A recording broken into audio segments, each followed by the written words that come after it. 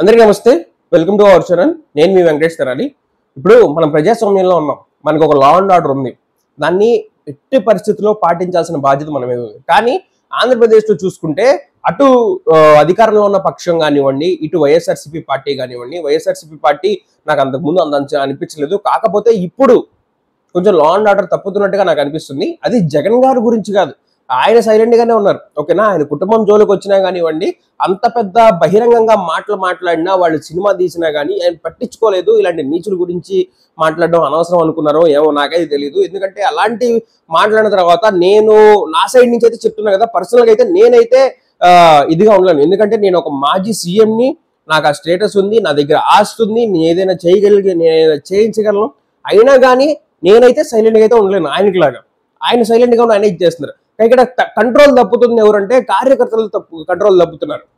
ఓకేనా, మాజీ ఎంపీ గోరంట్ల మాధవ్ గారు కూడా ఇదే తప్పు చేశారు. ఎందుకంటే లా అండ్ ఆర్డర్ అక్కడ వాళ్ళ పని వాళ్ళు చేస్తున్నప్పుడు మీరు అతన్ని వాళ్ళని అడ్డగించి మీరు వెళ్ళి ఇచ్చేయటం, వాళ్ళని కొట్టడం, పోలీసుల దగ్గర నుంచి లాక్కొని కొట్టడం చాలా తప్పు. ఎందుకంటే మళ్ళీ మీరు అందులో మాజీ పోలీసు, చాలా అంటే చాలా తప్పు. చట్టాన్ని మీరు చేతిలో తీసుకోవద్దు. ఎందుకంటే ఇది రేపొద్దున మీకైనా బ్యాడ్ ఇంప్రెషన్ క్రియేట్ చేస్తుంది. ఇది వైఎస్ఆర్సీపీకి లాస్ కలిగించే విషయమే. రేపొద్దున అందరూ కూడా ఇల్లేంటిలా బిహేవ్ చేస్తున్నారు. ఇప్పటికే రౌడీలు అన్న ముద్ర ఉంది.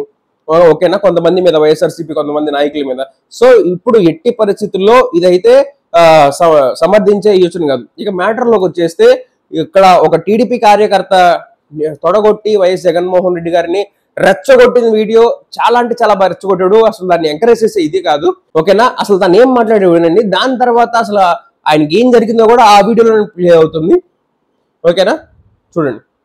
జగన్మోహన్ రెడ్డి, నీకు దమ్ము ధైర్యం ఉంటే నువ్వు 2029లో నువ్వు గెలవరా పోకా లంచా కొడక. నేను మగవాళ్ళకైతే మీరు చెబుతున్నానే.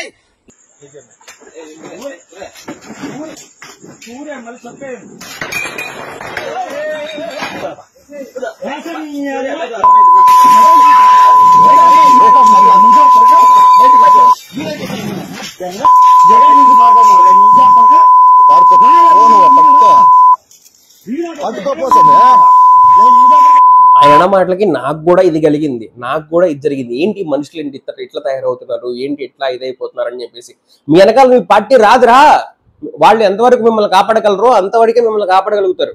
అంతేగాని ఇది చేసి అంటే కుదరదు అక్కడ. ఇప్పుడు ఏమైంది, వాడెవడో జగన్మోహన్ రెడ్డి గారికి పక్కా అభిమాని, లేకపోతే ఇది వేరే రకంగా కూడా తీసుకోవచ్చు. ఎందుకంటే వేరే వాళ్ళు ఎవరైనా చేసి జగన్మోహన్ రెడ్డి మీద వాళ్ళ అభిమానులు ఇలా చేశారని చెప్పేసి ఆ ఇంప్రెషన్ కూడా క్రియేట్ చేయొచ్చు జనాల్లో. ఇలా కూడా జరుగుతాయి. ఓకేనా, సో ఇదందరూ కూడా మీరు మైండ్ లో ఉంచుకోవాల్సింది. మా పార్టీ ఎంతవరకు కేర్ తీసుకోగలదంటే, మీరు వాళ్ళకి అవసరం ఉంటే మీరు పోతే లక్షిస్తారు, లేదు అనుకుంటే అవసరం ఉందనుకుంటే 10 లక్షలు ఇస్తారు, అవసరం లేదనుకుంటే లక్షిస్తారు. అట్లుంటది ఎవరు. సో ఏదైనా సరే పాలిటిక్స్ అనేది కూడా ప్రజలకి ఉపయోగపడే విధంగా, ప్రజలకి ఏదైతే ఉపయోగం అనుకుంటే అది నిజమైతే ఓకేనా, ధర్మంగా నీతిగా దాని గురించి చెప్పాలి.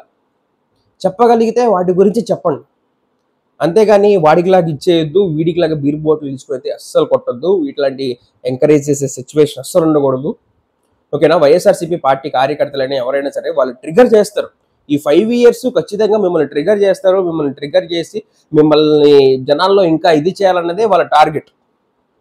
ఓకేనా, దానికి ఎవరు కూడా రెచ్చిపోయి వెళ్ళిపోకుండా ఏదైనా ఉంటే మీరు మాకు కామెంట్స్ రూపంలో తెలియజేయండి. మా దగ్గర ఇది జరుగుతుంది, ఇన్ఫర్మేషన్ ఇది ఉంది, ఏదైనా న్యూస్ పేపర్ ఆర్టికల్స్ మీరు చూసినవి అన్ని కూడా మాకు కామెంట్స్ రూపంలో చెప్పండి. ఖచ్చితంగా అన్ని కామెంట్స్ చదువుతా. దాని గురించి దీని గురించి మాట్లాడండి అని చెప్పండి. ఖచ్చితంగా దీని గురించి అన్ని కూడా మాట్లాడడం.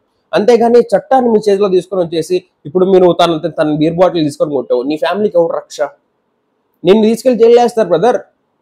ఓకేనా, నువ్వు అనుకుంటావు నన్ను తీసుకెళ్ళి ఏదో చేయాలంటే నీకు ఫ్యామిలీ, మీ అమ్మ నాన్న, లేకపోతే నీకు పిల్లం పిల్లలు భార్య ఎవరో ఒకరు ఉంటారు కదా, వాళ్ళ పరిస్థితి ఏంటి చెప్పండి, ధైర్యంగా చెప్పండి. ఒరే అట్లా కాదురా, దమ్ముంటే సింగిల్ గా పోటీ చేయమనో, లేకపోతే సింగిల్ గా పోటీ చేయమని గెలవలేదనో మీరు మా గురించి మాట్లాడేది ఎందుకు అనేది మాట్లాడుకుంటే ఒక పద్ధతి.